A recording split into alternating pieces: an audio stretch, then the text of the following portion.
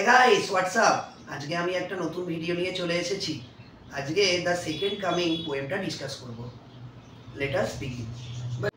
এই পোয়েমটা পড়ার আগে আমাদেরকে তিন চারটে জিনিস সম্পর্কে জানতে হবে। First of all, we need to know when the poem was composed, the condition of the world when the poem was composed by the Irish poet W.B. Yeats. So at that time the poem was written and published during 1919 and 1920.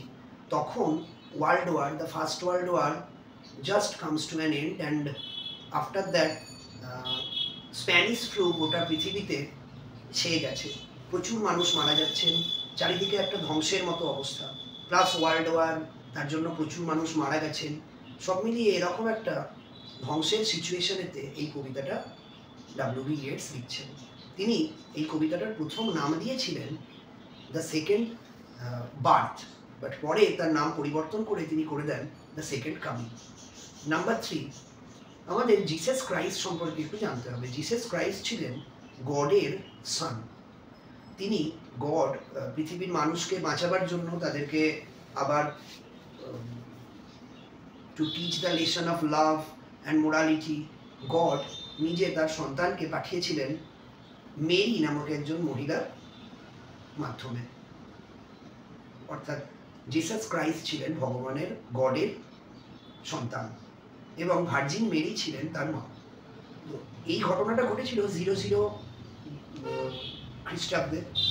এরপর খ্রিস্টান মতে প্রত্যেক 2000 বছর অন্তর অন্তর এরকম পৃথিবী একটা ধ্বংসের সিচুয়েশনে চলে আসবে, এবং অ্যাট দ্যাট টাইম কোনো একজন মাসায়া, কোনো একজন মাসিহা বা কোনো একজন সেভিয়ার আসবেন পৃথিবীতে মানুষকে বাঁচাবার জন্য। তো 1918, 1920 সেই টাইমটা ছিল এমন একটা টাইম যখন ইয়েটস এবং অন্যান্য অনেকেই ভাবছিলেন হয়তো পৃথিবী 2000 বছরের মধ্যে ধ্বংস হয়ে যাবে, মানব সভ্যতা ধ্বংস হয়ে যাবে, আবার নতুন করে কোনো একজন মাসায়া আসবেন এবং তিনি সমস্ত মানুষকে পুনরায় কিভাবে বাঁচতে হয়, কিভাবে ভালোবেসে সবাই একসাথে থাকতে হয়, সেই মেসেজ শেখাবে। আর একটা বিষয় সম্পর্কে আমাদের জানতে হবে যে এই কবিতাটা পড়ার আগে, সেই বিষয়টা হলো ফিনিক্স। মিশরে একটা মূর্তি আছে, দেয়ার ইজ এ স্ট্যাচু, যার the head of that statue is similar to the head of a human being, and the body of the statue is similar to lion. That statue is called Phoenix. সে একটা রাক্ষস ছিল যে পিরামিডকে রক্ষা করতো। পিরামিডের ভেতরে যে ফারায়া, ওদের রাজাদের যে কবর দেওয়া হতো, তাদের ডেড বডি ছিল, সেই ডেড বডিগুলোকে রক্ষা করতো। তো এই ফিনিক্সকে কবি পরে কল্পনা করবেন যে এই ফিনিক্স আসবেন পৃথিবীতে মাসায়া হিসেবে, যে ধ্বংস করবে গোটা পৃথিবী। কারণ সমস্ত মানুষ এত কোরাপ্ট হয়ে গেছেন, এত সবাই খারাপ হয়ে গেছে যে তাদের ভেতর থেকে ফিনিক্সের মতো কোনো একজন রাক্ষসী একমাত্র জন্মগ্রহণ করতে পারে। কোনো ভালো জিসাস ক্রাইস্টের মতো, গডের সনের মতো কোনো মাসায়া আগমন এই পরিস্থিতিতে সক্ষম নয়। চলো এবারে আমরা কবিতাটার টেক্সটটা পড়ি। টেক্সটটা তোমরা দেখতেই পাচ্ছ, কবিতাটা টেক্সটটা শুরু করা যাক। দেখো, the poem is divided into 2 different stanzas. প্রথম স্ট্যাঞ্জাটা 8 লাইনের। চলো আমরা শুরু করি প্রথম স্ট্যাঞ্জাটা। In the first stanza, the poet talks about the current condition of the world when the poem was composed, when the poet wrote the poem. At that time, how was the situation of the world? How was the situation of the of Europe? It is depicted in poetic manner in the first 8 lines of the very poem. First, we have an imagery. Imagery means কবিতার বর্ণনার মাধ্যমে যখন কোনো ছবি ফুটিয়ে তোলা হয়, that is called imagery. So we have imagery in the first 2 lines. Let's see the first 2 lines. Turning, turning in the widening gyre, the falcon cannot hear the falconer. Falcon means একটা শিকারী পাখি, হক, শিকারী পাখি, চিল, শকুন, eagle, এই ধরনের শিকারী পাখিকে বলা হয় ফ্যালকন। তো একজন ব্যক্তি, তিনি ওই বাজ বা চিল ওড়ান, তো তিনি চিলকে ওড়াচ্ছেন এবং চিলটা ঘুরছে, চিলটা ঘুরতে ঘুরতে উড়ছে। তোমরা ছবিটা দেখতেই পাচ্ছ, চিলটা উড়তে উড়তে ঘুরছে এবং যত সে দূরে চলে যাচ্ছে, যত সে বড় বৃত্তাকার তার ব্যাসার্ধ, তার তার পথের তার গতিপথের ব্যাসার্ধ যত বৃদ্ধি পাচ্ছে, যত সে বড় গোল পথে ঘুরছে এবং যত দূরের দিকে চলে যাচ্ছে, তত সে তার মালিকের অর্থাৎ ফ্যালকনার যিনি তার মালিক তার কন্ট্রোলের বাইরে চলে যাচ্ছে। এটা একটা মেটাফার প্লাস একটা ইমেজারি। মেটাফার মানে কি, যখন কোনো একটা অন্য জিনিসকে তুলনা করা হয় অন্য কোনো কথার মাধ্যমে। এখানে কবি ফুটিয়ে তুললেন একটা চিত্র যে একজন মালিক, একজন ফ্যালকনার একটা ফ্যালকনকে ওড়াচ্ছে এবং ফ্যালকনটা যত দূরে চলে যাচ্ছে, যত আরো উড়ে উড়ে দূরে চলে যাচ্ছে, তত তার উপরে কন্ট্রোলটা লোকটার কমে যাচ্ছে, তত তার কথা সে কম শুনছে। Turning in the widening gyre, the falcon can not hear the falconer. বোঝাই গেল? এর মাধ্যমে মেটাফরিক্যালি বোঝানো হচ্ছে সমাজের কথা। সমাজে যত মানুষ advancement of science and technology ঘটছে, তত রিলিজিয়ান, মোরালিটি ধরে রাখতে পারছে না মানুষকে। তারা করাপ্টেড হয়ে যাচ্ছে, তারা রুথলেস হয়ে যাচ্ছে, তারা মোরালিটি ভুলে যাচ্ছে, তারা মনুষ্যত্ব ভুলে যাচ্ছে। তো এইটাই বোঝানো হলো যে যত সভ্যতার অগ্রগতি ঘটছে, তত ধর্ম এবং মানবিকতা মানুষকে আর ধরে রাখতে পারছে না, মানুষ তাদের আয়ত্তের বাইরে চলে যাচ্ছে। চলো এরপরে আমরা বাকি লাইনগুলো দেখে নিই। Let's see. Things fall apart, the centre can not hold. Centre of gravity, আমরা জানি যে আমাদের সৌরজগতের সেন্টার হলো সূর্য। তো সূর্য তার গ্রহগুলোকে সব ধরে রেখেছে, পৃথিবীর এবং অন্যান্য গ্রহগুলোকে, কিন্তু সেন্টার আর ধরে রাখতে পারছে না। তাই সমস্ত কিছু তছনছ হয়ে গেছে, চারিদিকে বিচ্ছিন্ন হয়ে গেছে, চারিদিকে ছড়িয়ে ছিটিয়ে পড়ে আছে। Mere anarchy is loosed upon the world. Anarchy মানে অরাজকতা, lawlessness everywhere. Lawlessness prevails everywhere. Lawlessness prevails everywhere. The blood-dim tide is loosed. Blood-dim tide, tide মানে জোয়ার ভাটা। তো আমরা তো জানি যে জলের জোয়ার ভাটা হয়, কিন্তু এত রক্ত চারিদিকে যে কবি বলছেন, ন্যারেটার বলছেন, the lyrical voice says that জোয়ার ভাটা ঘটছে ব্লাডের ভেতরে। And everywhere the ceremony of innocence is drowned. এবং সব জায়গায় সরলতার বিসর্জন ঘটেছে।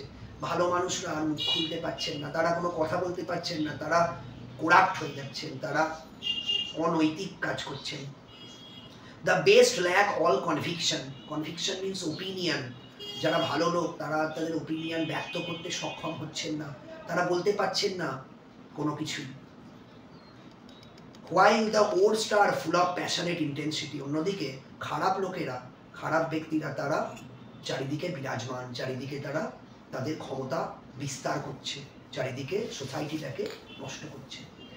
This is about the first stanza of the poem. Now we will go to the second stanza. তো এইরকম একটা পরিস্থিতিতে, when the situation is like that, the center cannot hold, mere anarchy is loosed everywhere. এই অ্যাপোক্লিপটিক সিচুয়েশনে, apocalypse means একটা ধ্বংস, last ধ্বংস, একটা খুব খারাপ ডিস্ট্রাকশন, টার্মিনেটিং কন্ডিশন। সেই অ্যাপোক্লিপটিক ডার্ক গ্লুমি কন্ডিশনের মধ্যে কবি ভাবছেন যে নিশ্চয়ই নতুন কোনো মাসায়া, নতুন কোনো সেভিয়ার পৃথিবীতে আসবেন। তার এই চিন্তাই মাথায় আসছে এবং মনে ভেসে উঠছে। Let's talk about, let's read the remaining lines of the poem, the second stanza of the poem. Let's go to that. Surely some revelation is at hand. At hand means hote choleche, is going to happen very soon. নিশ্চয়ই কিছু একটা নতুন জিনিস, নতুন সত্য উন্মোচন হতে চলেছে। Surely the second coming is at hand. নিশ্চয়ই দ্বিতীয়বারের জন্য মাসায়ার আগমন হতে চলেছে। মাসায়া আবার আসতে চলেছেন। The second coming, hardly are those words out. Second coming, এই শব্দগুলো যখনই কবির মুখ থেকে বেরোলো, when a vast image out of Spiritus Mundi troubles my sight. Spiritus Mundi means the collective soul of humankind, সমস্ত মানুষের আত্মার একটা সমীকরণ, একটা মেলবন্ধন, যেখান থেকে একজন নতুন মাসায়া, নতুন সেভিয়ারের জন্ম হয়। সেই স্পিরিটাস মান্ডিটার চিত্র, একটা বৃহৎ, ভাস্ট মিন্স বৃহৎ চিত্র, তার দৃশ্যকে, তার মনকে, তার হৃদয়কে বিচলিত করে তুলল। Somewhere in the sands of desert, sand of the desert, এরপরে তিনি বর্ণনা দিতে শুরু করলেন যে চিত্রটি তার মনের ভেতরে ফুটে উঠল, যে সেভিয়ারের কথা তার মনে হলো, তার কিরকম ভেষ, তাকে কিরকম দেখতে। Somewhere in the sands of the deserts, কোনো একটা বালিয়াড়ি মরুভূমির মাঝে, a shape with lion body and the head of a lion, একজন মানুষের মাথা এবং দেহটা সিংহের ন্যায়, এরকম একজন ব্যক্তি, এরকম একজন একটা স্ট্যাচু, দ্যাট মিন্স ফিনিক্স, যেটা মিশরে আছে। A gaze blank and pitiless as the sun, এখানে একটা সিমিলি আছে, অ্যাজ দ্য সান, সূর্য আলো বিকিরণ করে দয়া মায়াহীন ভাবে। যখন তোমার হয়তো কাজ থাকে, বেরোনোর থাকে, সূর্যটি অন্ধকার ডেকে আনে, মেঘলা ডেকে আনে, দিন তা তো নয়, সবার ওপরে তেজের সাথে সে আলো বিকিরণ করে। ঠিক তেমনই তার দৃশ্য, তার চোখের চাউনি, ফিনিক্সের চোখের চাউনি, গেজ মিন্স তার চোখের চাউনি দয়া মায়াহীন, blank mean emotionless, and pitiless means মায়াহীন, মার্সিলেস। তার চোখের চাউনি সূর্যের ন্যায় দয়া মায়াহীন। Is moving its slow thighs, সে তার থাইগুলো আস্তে আস্তে নাড়ছে, নেড়ে নেড়ে উঠছে। While all about it reel shadows of the indignant desert birds. অন্যদিকে ওই পাথরের মূর্তিটার উপরে অনেক মরুভূমির পাখিরা বসেছিল। তারা এতদিন ওখানেই বসে থাকতো, কিন্তু যেমনি নড়তে শুরু করেছে তখনই ওই পাখিরা অকৃতজ্ঞের মতো তাকে ছেড়ে চলে গেছে এবং তারা গোল গোল করে ওপরে ঘুরছে, তাদের ছায়াগুলো মরুভূমির বাড়িতে পড়ছে। ইনডিগন্যান্ট মানে হলো অকৃতজ্ঞ, রিল মানে কোনো একটা মুভিং থিং, তোমরা তো জানো রিল হয় ইনস্টাতে, রিল মিন্স কোনো একটা চলতে থাকা জিনিস, অর্থাৎ তাদের ওই অকৃতজ্ঞ পাখিগুলোর ছায়া বালিয়াড়িতে পড়ছে, চলছে। পাখিগুলোকে অকৃতজ্ঞ কেন বলা হলো? কারণ তারা ফিনিক্সকে ছেড়ে চলে গেছে, তারা আর বসে নেই তার ওপর, এতক্ষণ তারা ওর ওপরে বসেছিল, কিন্তু এখন ফিনিক্স উঠে দাঁড়াচ্ছে, আস্তে আস্তে নড়ছে, তাই পাখিগুলো ভয়ে উড়ে গেছে। দ্য ডার্কনেস ড্রপস এগেন, পুনরায় অন্ধকার নেমে এসছে, অন্ধকার ধেয়ে এসছে। কারণ ফিনিক্স যদি মাসায়া হয়, যদি এইরকম একটা রাক্ষস আমাদেরকে উদ্ধার করতে আসে, তাহলে নিশ্চয়ই আরো অন্ধকার নেমে আসবে, আরো ধ্বংস ঘনিয়ে আসবে, কবি মনে করছে। But now I know that 20 centuries of Tony sleep, কিন্তু আমি জানি এখন 2000 বছরের 20 সেঞ্চুরি, 1 century means 100 বছর, 20 century means 100 into 20 equals to 2000 years। 2000 বছরের পাথরের ন্যায় ঘুম। এখানে দেখো ঘুমটাকে, স্লিপটাকে পাথরের সঙ্গে তুলনা করা হয়েছে মেটাফরিক্যালি। যেমন পাথর ইজ অ্যান ইনঅ্যানিমেট অবজেক্ট, যেটা এক জায়গাতেই বসে থাকে, ঠিক তেমনই ফিনিক্স যেন পাথরের মতো এক জায়গাতেই ছিল, আসলে সে জীবিত, সে 2000 বছর ধরে ঘুমাচ্ছিল পাথরের ন্যায়। Were vexed at nightmare at a rocking cradle. Rocking cradle means তোমরা দেখতেই পাচ্ছ ছবিতে বাচ্চাদের দোলনা, তাকে বলা হয় রকিং ক্রেডল। এই রকিং ক্রেডলেতে সে ঘুমোচ্ছিল, এখন সেটা বিঘ্নিত হয়েছে এবং সে ঘুম থেকে উঠে পড়েছে, আমাদের কাছে তা একটি দুঃস্বপ্নের রূপ ধারণ করেছে। নাইটমেয়ার মানে দুঃস্বপ্ন, ভেক্সড মানে বিরক্তিত হওয়া, অ্যাজিটেটেড।